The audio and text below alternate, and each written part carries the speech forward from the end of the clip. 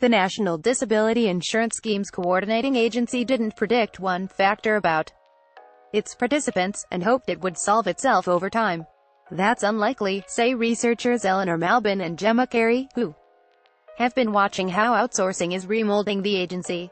A recent report by the Commonwealth Ombudsman on the administration of the NDIS reveals a backlog of complaints about the plan review process. Participants of the NDIS are entitled to request for their support plan to be reviewed outside the yearly scheduled review.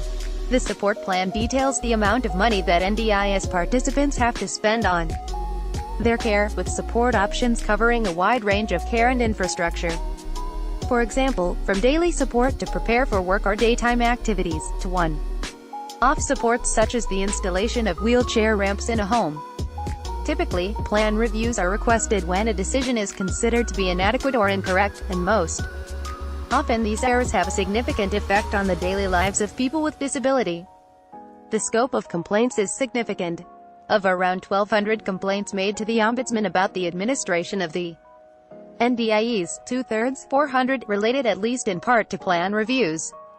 The National Disability Insurance Agency reported having 8,100 plan reviews on the table, as well as receiving around 620 new requests per week in February 2018. The Ombudsman linked the backlog of complaints and requests for reviews of NDIS support plans to under-resourcing of the NDIA, as well as pressures to deliver the scheme on time and in budget.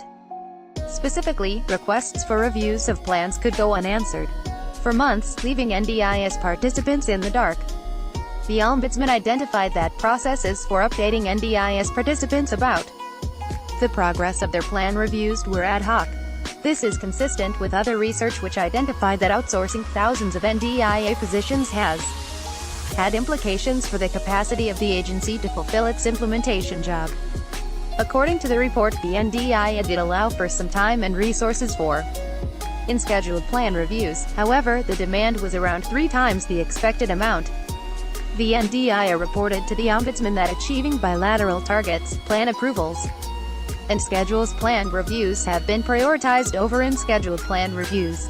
It seems apparent that pressure on the NDIA to meet its various administrative demands has left little time for dealing with plan reviews of unexpected problems, considered by the NDIA to be unplanned work, and not given high priority.